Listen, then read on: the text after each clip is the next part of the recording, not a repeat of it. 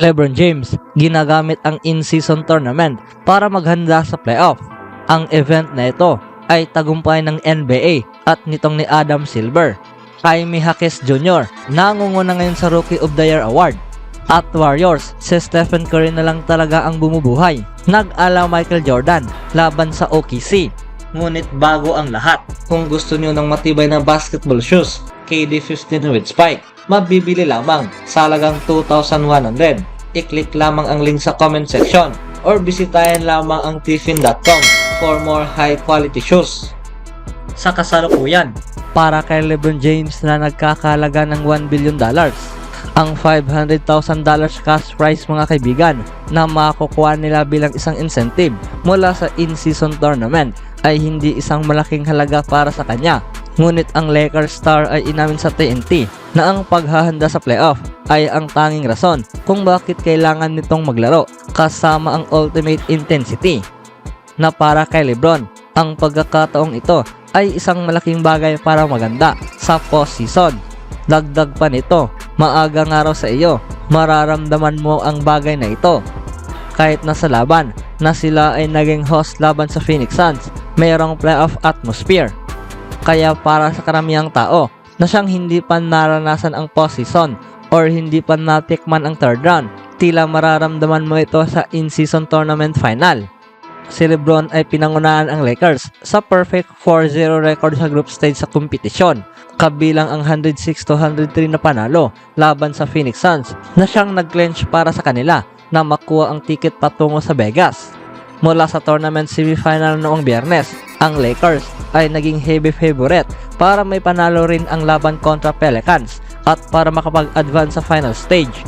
Si LeBron ay magkakaroon muli ng karagdagang oportunidad base sa kanyang kahangahangang panimula sa season. Ang tinaguriang The King ay magkakaroon ng tsansa para idagdag ang isang trophy sa kanyang koleksyon at ginagawa nito ang lahat ng makakaya para dalhin ito sa bahay.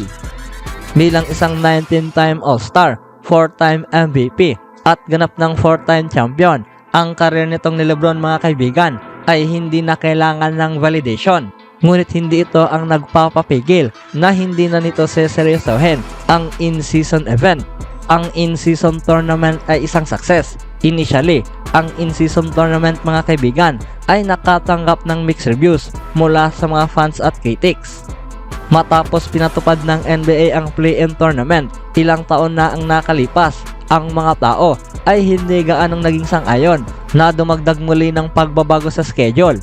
Ngunit ang naging resulta, ang publiko ay tinangkilik nga ang tournament na ito. At ito ay napakahirap makita kung hindi nila naranasan ang inimprove ng liga. Para sa parte ng season na laging tinitimbang mga kaibigan, ang in-season tournament ay nakadagdag ng excitement sa new elements at tunay na nakapagbigay ng intriga sa parehong manlalaro at mga fans sa maagang panimula ng season. At habang ang sistema ay malayo pa sa perpekto, itong si LeBron at ang Lakers ay pinatunayan na ito ay gumagana. Kaya habang inaprubahan ito ng star at ang bawat kupunan ay gustong manalo sa event na ito, lumalabas lamang na ito ay nakapagdala ng intensity na kung saan ito ay nakakabuti sa lahat. Sa ngayon, ang in-season tournament ay isang panalo na naman para kay Adam Silver at ng NBA. Sa paparating na linggo, December 10, ang first ever in-season finals mga kaibigan ay gaganapin at hindi na mahalaga kung paano nga ba magtatapos ang laban dahil isa lang ang nasisiguro na ito ay kabilang nasa kalendaryo ng NBA sa mga paparating na taon. Sa kabilang banda naman, ito ay isang exciting na linggo para sa NBA kasama ang karamihan na nakafocus sa paligid ng knockout stage sa inaugural in-season tournament. Bilang resulta, maraming mga kupunan ang nagkaroon ng iilang araw na pahinga sa pagitan sa mga laban at iilang mga squad ang naglalaro lamang ng 2 matches mga kaibigan nitong huling linggo. Ngunit gayon pa man, meron pa ring iilang mahalagang dapat pag-usapan at isulat patungkol sa mga rookies. Ngunit bago tayo magtungo dito, atin munang kilalanin ang mga nakatanggap ng iilang awards sa maagang linggong ito, kasama sina Chet Holmgren at Jaime Jaquez Jr. na naipanalo ang Rookie of the Year of the Month mula sa kanilang respective conferences. Alinman sa napili ay naging sorpresa mga kaibigan, lalong-lalo na itong si Chet Holmgren na siyang nanalo sa West over sa number 1 overall pick na si Victor Wembanyama. Ito ay nakapagbigay sa mga tao ng benchmark kung paano nga ba siya tinanaw ng liga bilang isang Rookie of the Year race sa Rookie of the Year race. Maraming mga tao ang nagsasabi na itong si Holmgren ang naging pinakamahusay sa class na ito, ngunit sa kasalukuyan, tila mayroong pagbabago. Walang mga rookie kombinasyon ang naging angkop kumpara sa nagawa nitong ni Jaime Jaquez Jr. sa Heat. Siya ang naging lahat para sa Miami sa hindi inaasahan. At sa nakikita, siya ang tipong manlalaro agad na magkakaroon ng malaking impact mula sa isang kupunan na presko pang natalo sa NBA Finals. Tanaw na ang Miami Heat ay laging nahahanap ang sarili sa parehong sitwasyon. Nag-draft ng mga manlalaro labas sa lottery or sa first round mga kaibigan, na kung saan ang kupunan ay naging malinaw na tutungong pipili sa ibaba.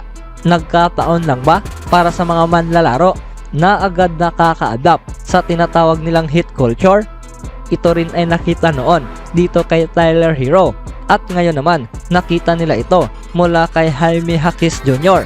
na siyang nilaro na ang kanyang huling 3 mula sa kanyang huling 4 na laro sa seasong ito at na-reach agad ang double figure points. Kabilang na nga rin dito ang 24 points outing nitong linggo. Hindi lang ang scoring nitong ni Jaquez ang halatang nagpapanalo sa Heat, dahil ginawa rin niya mga kaibigan ang napakaraming bagay sa court para makadagdag ng halaga, tulad na lamang sa halimbawa kung paano nga ba siya gumagalaw habang wala sa kanya ang bola patungo sa isang lugar mga kaibigan, na makakapag-set nga ito sa kanyang sariling open jumper or makikita at gumagawa ng matatalinong pasa na magdadala sa easy dunk. Ang scoring, playmaking at rebounding nitong ni Jaquez ay ang pagkakaroon sa kanya na siya ay isang vital piece para sa Heat, at hindi na isang sorpresa na siya ngayon ang nangunguna sa Rookie of the Year rankings mga kaibigan, na magiging daan nga ito para makuha niya ang award. Anong masasabi niyo mga kaibigan sa rookie na ito? Samantalang naging maganda naman ang laban sa pagitan ng OKC Thunder at ng Golden State Warriors. Dito yung nag-init sa OKC itong si Shai Gilgeous-Alexander para pangunahan ang scoring sa Thunder na mayroong 38 points, 4 rebounds at 5 assists. Tumulong rin itong si Jalen Williams na mayroong 28 points at Chet Holmgren na mayroong 21 points at 7 rebounds. Samantalang sa Warriors, itong si Jonathan Kuminga ay gumawa ng 24 points, 12 rebounds, Klay Thompson na mayroong 22 points at 4 rebounds.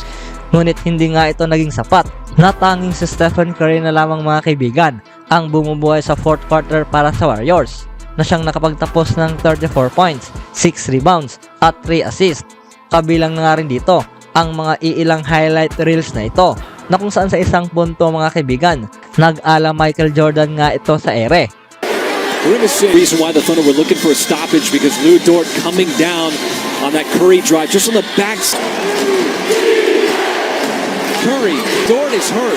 Curry's right foot, and you see the 90-degree ankle turn of Dort, and the push. He's been totally contained. Position.